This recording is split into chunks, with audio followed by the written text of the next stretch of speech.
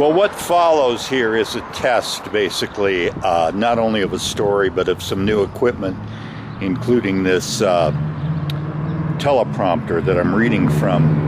And now that I look at the footage, I have to say it's terrible. But live and learn. It's an experiment. Let's see if you enjoy the story and can follow it. Thank you. Hello and greetings from Las Vegas, New Mexico. Yes, New Mexico, the original Las Vegas, established in 1835, long before the other one, and at the time, one of the most prominent cities in the Southwest. A very important city on the Santa Fe Trail in the late 1880s, especially for the Santa Fe Railroad.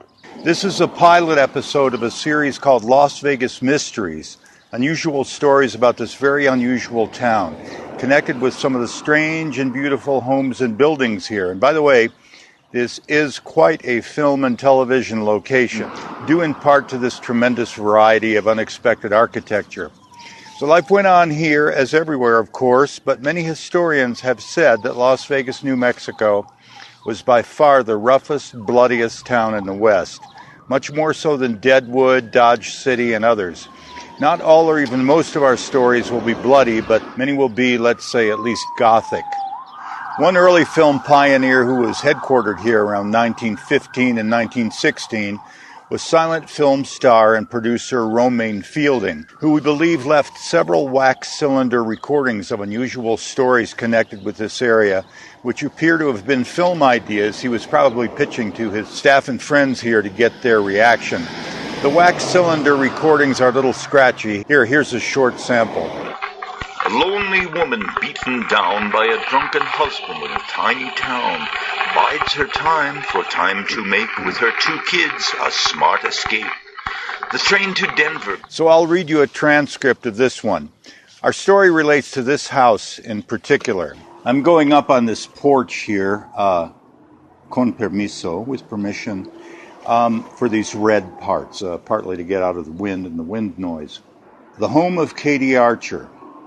A lonely woman beaten down by a drunken husband in a tiny town bides her time for time to make with her 2 kids a smart escape. The train to Denver beams a light as sure as for the Israelites. Cold lodging in a common house, but miles from a drunken spouse. Then, one by one, we ask not why, a line of angels happens by, including one with steel-strong bones, the legendary Mother Jones. Fresh from one campaign for right and onward toward another fight, our heroine is swept along to help to right a tragic wrong. The Ludlow Massacre in full flare, 100 lives extinguished there. But 2 brave souls will help ensure that the curse itself becomes the cure. Another unlikely situation, the father of public relations, in full employ of no one else than Mr. Rockefeller himself. Our Katie Archer, that's her name, witnesses firsthand this evil game, but with her upright inborn force, perhaps alters its future course. Now, decades later, in that tiny town, which is this tiny town, by the way, these bricks and logs come tumbling down, when our heroine's forgotten child and heroic memory are reconciled. Now, we don't know if Katie Archer was her real name, but the small town she escapes and comes back to is this one, Las Vegas, New Mexico. And the Ludlow Massacre was an actual deadly labor struggle about 100 miles north of here in Colorado in 1914. And Mother Jones and all the references in here are real history, including the reference to Ivy Lee, the PR man who was hired by John D. Rockefeller, who owned the mine where the striking miners and some of their families were shot down. Mr. Lee was hired to put out a positive spin on this event because it was ruining Rockefeller's name, hence the reference to the father of public relations. And he was the first guy to ever put out what is now called a press release. Well, Mr. Lee settled here for a time, immediately after the Ludlow Massacre, and raised his family of 3 children right here in this house in a very unusual way, which is the interesting part of this story. Remember, this was still a prominent city at the time, with long-distance telephone service and so on, airmail service. All he needed to do is work for big companies in New York and Mr. Rockefeller and so on. Mr. Lee employed several techniques to help Mr. Rockefeller, what we would now call spin, and which we still see every single day today. Every time some expert promotes a project or runs down a project, every time you see campaign ads which are mostly negative and scary, conveying some nightmarish vision of the opponent and what they're going to do to you and our country and how devious and evil their plans are and what their real intentions are. And of course the dreamy portrayal of our candidate, my client, and what they are going to do for you and so on. Almost all pioneered by Mr. Lee, a perfectly nice guy, by the way, from all reports, a good family man and provider, just happened to be how he made his living, putting a good spin on mostly scoundrel clients and causes, because of course that's who most needs the good spin. The only difference today is that we have churning, sinister, scary music and images when they're talking about the opponent, the bad guy, and stirring music and pictures when we're talking about our good guy. So, as I say, he had 3 children, 2 girls and a boy, and he was a widower at this point. So in addition to his work, he took it upon himself to educate his children in the techniques of spin and public relations, which you'd think would be considered adult activity, but he didn't see it that way. He saw it as a good way they could make a living, and perhaps a good way to make his kids aware of all the techniques of BS they would encounter in their adult life to sort of inoculate them against it. Here's an excerpt from the diary of the eldest daughter, Leah, when she was about 16. We had just gotten home from school today, and before we could go out to play with our friends, Father came home from his office and called us into the living room for our instruction in his field. I should say, with all due respect to Father, we still do not understand why he feels we must learn his trade, influencing people's minds, or public opinion, as he calls it. Now, our friend Ned Potter down the street takes an interest in his father's work. Dr. Potter, a physician, and that is easier to understand, as the workings of the human body and its diseases are always with us, and interesting in themselves. But why we must be familiar with Father's work in publicity, as he calls it, is not clear, nor is it very interesting, except to Jack, the younger brother, who has great merriment with it, especially when Father is not around. I must say Jack is very amusing to us when he paints our very innocent activities in an evil light, one of the techniques Father occasionally employs and has taught us about. For instance, one day Tessa, the younger sister, and I were playing with our dolls when Jack came in, blustering in the manner of an angry policeman, and said, "What are you young ladies doing? I demand you stop and come along with me." We objected that we were simply playing with dolls, but Jack said, "You can't fool me. You are plotting to kidnap young children and enslave them and never let them be seen again by their loving families."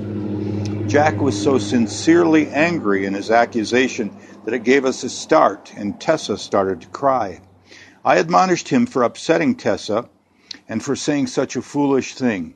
Jack, however, stuck to his line and insisted that we come along with him to the jailhouse, and we would be tried for all to see, judged for our evil scheme, and to be held in shame henceforth, no matter what the outcome. That was another of Father's points, that once you make an accusation, it sticks in the mind, tarnishing the one accused, even if later proven false. I threatened to throttle him, and finally he relented, saying he was just utilizing one of Father's techniques, though I'm sure Papa would do no such thing, even in defense of the most just cause. "I'll bet he would, and I'll bet he does," responded Jack. "And I'll bet that even if the accusation doesn't stick, it still sticks in people's minds, exactly as Father has said." This is just an example of his so-called fun with Father's lessons. Summarizing from Leah's remaining diary entry for that day, it seems that when Papa came home, Tessa cried to him about little Jack's accusations, and Papa gave Jack a mild rebuke to settle Tessa down, but then not so privately congratulated Jack on his good work in mischaracterizing another's intentions, an essential skill in public relations. Again, drawing on Leah's diary, it seems that the very next day Leah and Tessa had their revenge on their little brother when they hid the rake that Jack was supposed to use for his yard cleaning chores that afternoon.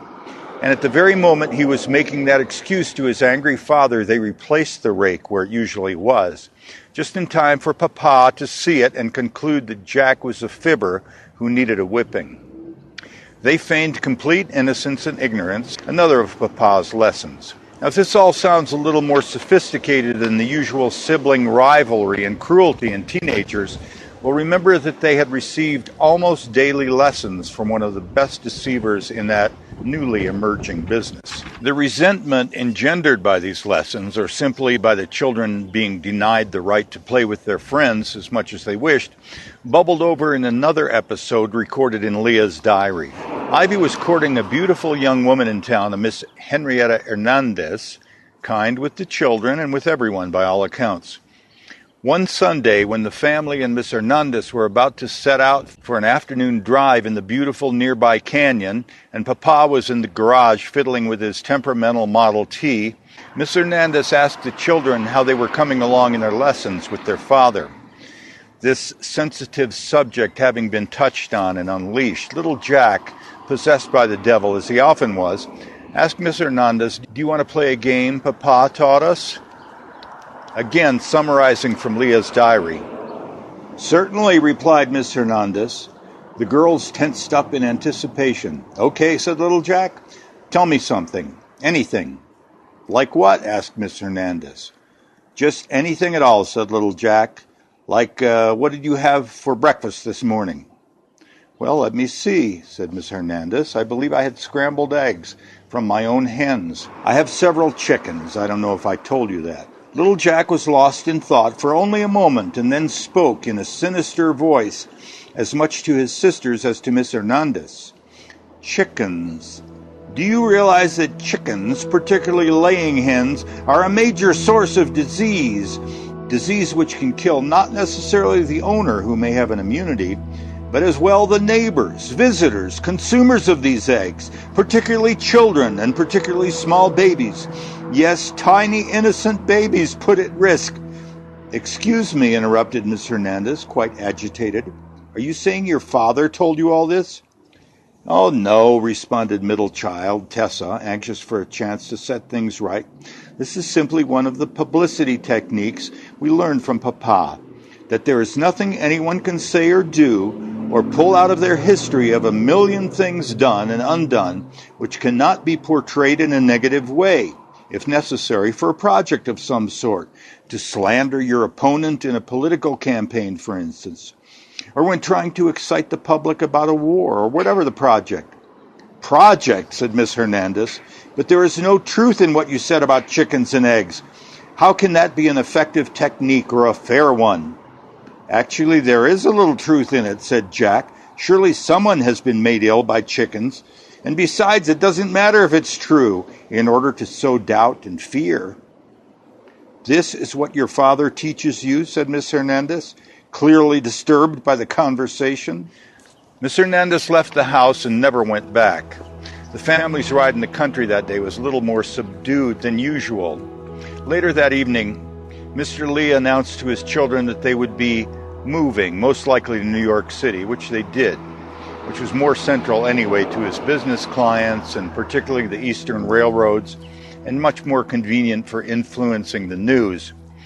The interesting part of this story, as it relates to us today, is that all three of the kids actually did go into their father's field.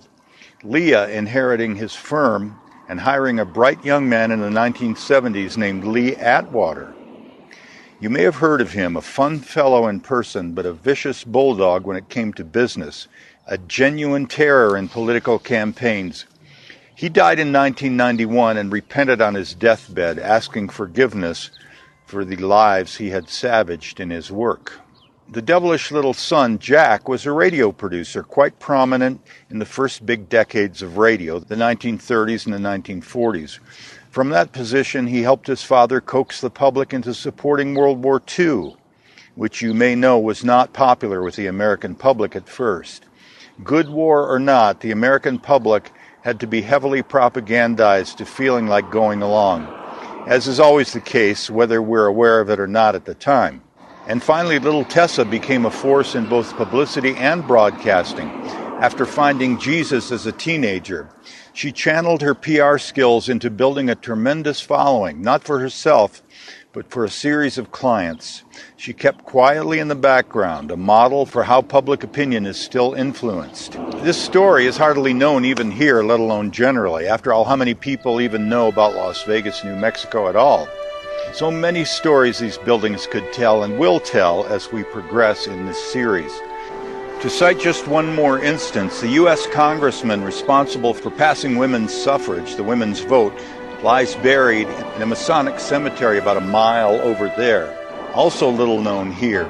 Heavyweight champion Jack Johnson fought and easily won a title fight here in 1912 against a great white hope. The battle of the century went only 9 short rounds, but hot were hopes for vengeance when Jack Johnson came to town. A tall white woman on each arm, and proudly did they stride, and black is he, the raceabout in which he did arrive. No southern hamlet this, but quite advanced in many ways. A prominent black doctor, a hotel where presidents stayed. Radio itself may have been invented here. And speaking of radio, the little radio station on the hill up there was the only one in the United States to defy the U.S. government in broadcasting in a so-called foreign language, Spanish, in World War II, and they got away with it at tremendous risk. Some of these are stories Romaine Fielding recorded, among many others that will be told in this series, so stay tuned.